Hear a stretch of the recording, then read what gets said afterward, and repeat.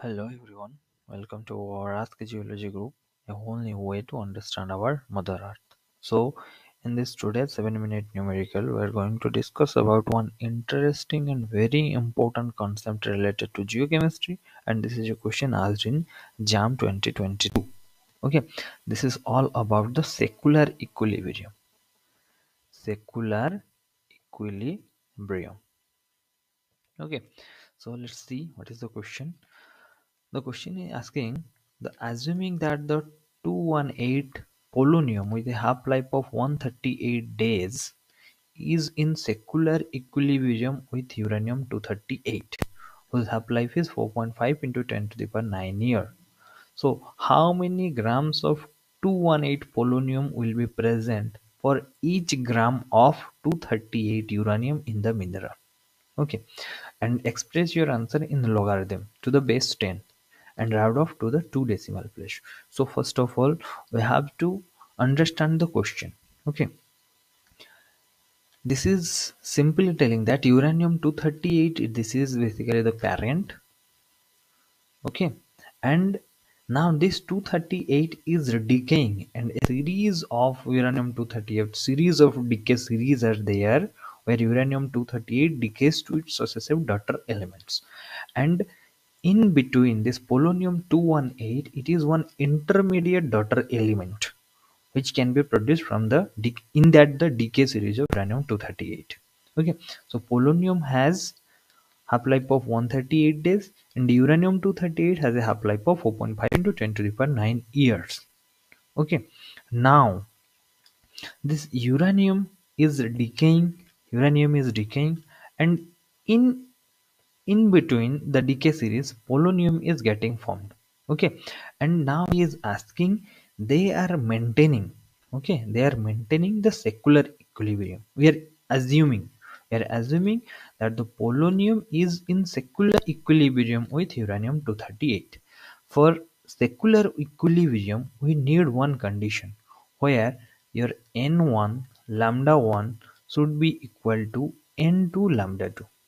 This is the condition for secular equilibrium. Okay, or at secular equilibrium this condition n1 lambda 1 is equal to n2 lambda 2, this equation should be satisfied. This is the condition for secular equilibrium, where n is the mole fraction, lambda is your half life. Okay, so in this case, n1 lambda 1, we can see we have given the half life, so we can write down, we know this lambda is equal to 0.693 divided by t half. Okay, so we can simply write down n1 into 0.693 divided by t half of 1 is equal to n2 0.693 divided by t half 2. This is for polonium and this is for uranium simply. Okay, so this is n1 by t half 1 is equal to n2 by t half 2. So this is our condition, and this is at secular equilibrium condition. Now it is asking how many gram of 218 polonium will be present for each gram of uranium 238. Each gram means, let's say, consider for 1 gram. Simply we can write down n1 divided by n2 is equal to, let t have, this is t1, this is t22, this is t2. Okay, so for 1 gram of uranium 238, okay, 1 gram of uranium 238, how many gram of polonium will be there? And we have to express it in logarithm. So this is uranium 238, it should be 1 gram. Okay, so simply I can write down log n1 is equal to, this is 1, so let it be, this is log t1 by t2. Okay, for the answer I am just writing down. Okay, then after that the concept behind it I will explain.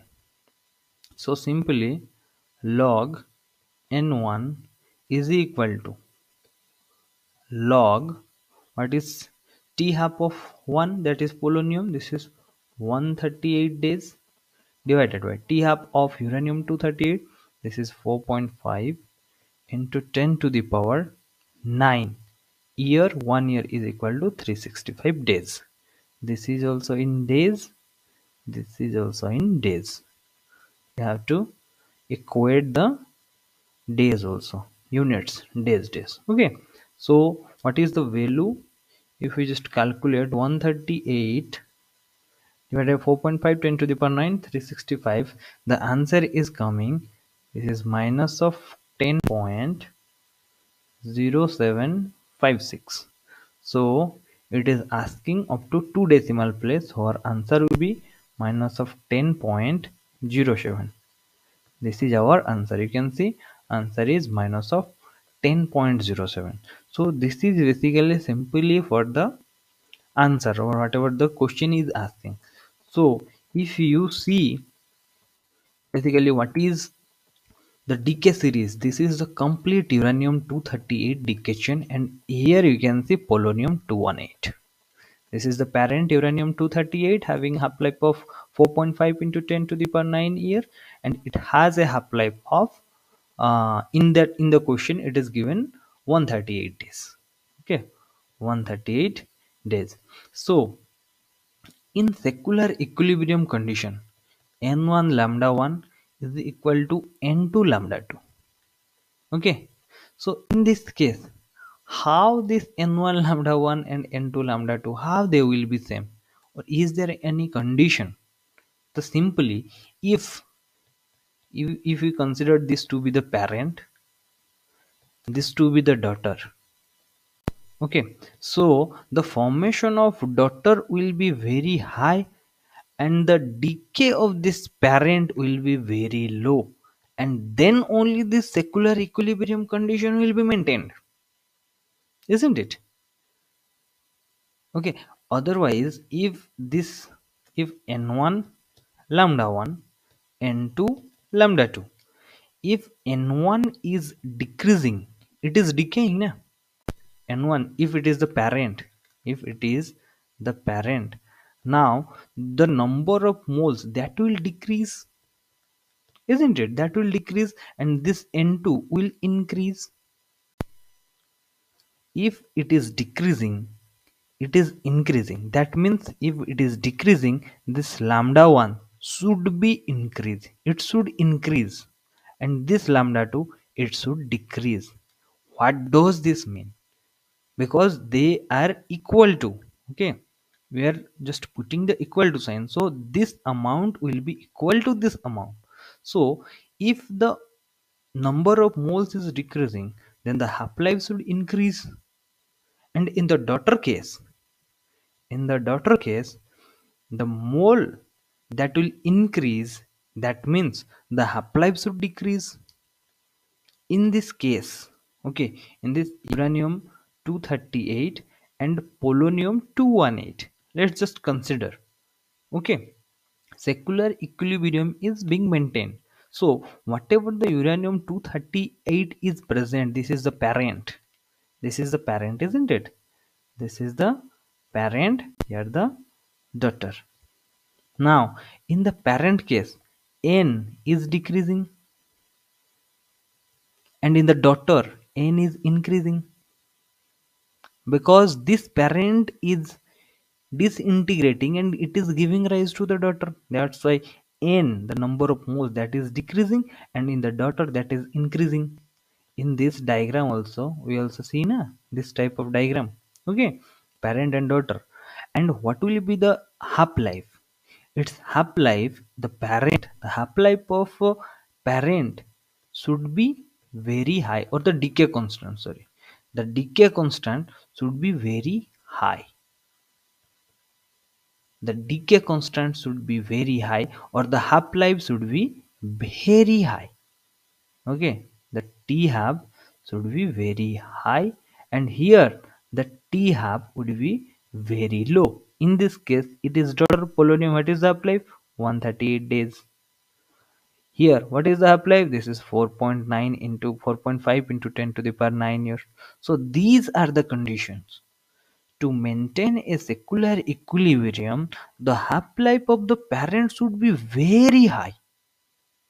The half-life of the parent should be very high, and the number of moles that will decrease in the parent, and the half-life of the daughter element should be very low, so it can disintegrate very fast, and the n will increase. So these are the conditions required for secular equilibrium. Okay, you can see what is secular equilibrium. So secular equilibrium is a situation in which the quantity of a radioactive isotope remain constant. The quantity of a radioactive isotope remains constant because its production rate. What does that means? Because its production rate is equal to its decay rate.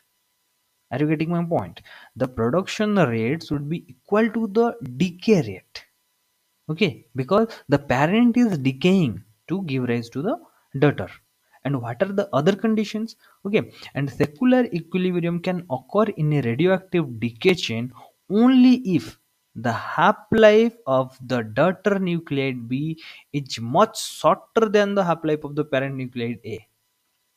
Okay, in this case, n1 lambda 1 is equal to n2 lambda 2 if this is increasing, and sorry, this is the parent now, sorry, this is the parent and this is the daughter. If it is decreasing, this n1 is n2 is increasing. So to make this amount or this parameter equal, this lambda 1 should be very high and this lambda 2 should be very low. That is basically written in this case.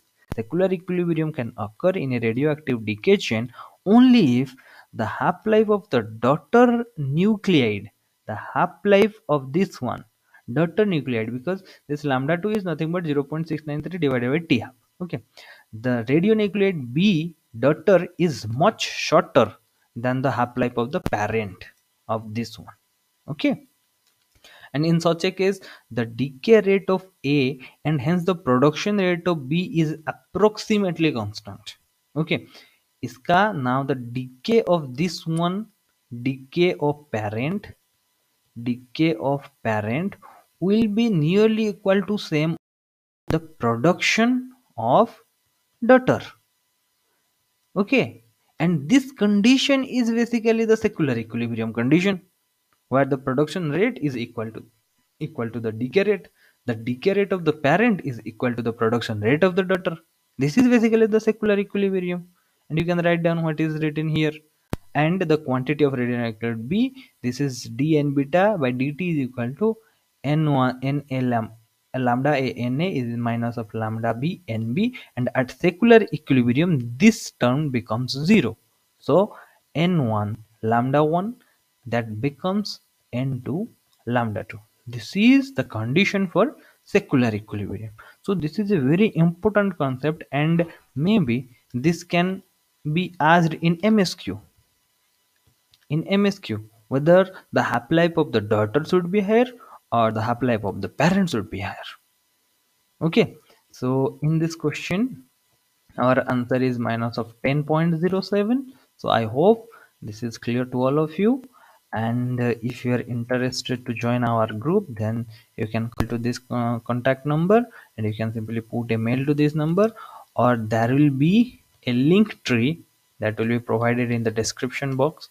By clicking on that you will be getting access to all our social media platforms, and in our website there are so many of selective books are there. You can just go and download and have a look onto that. So thank you very much.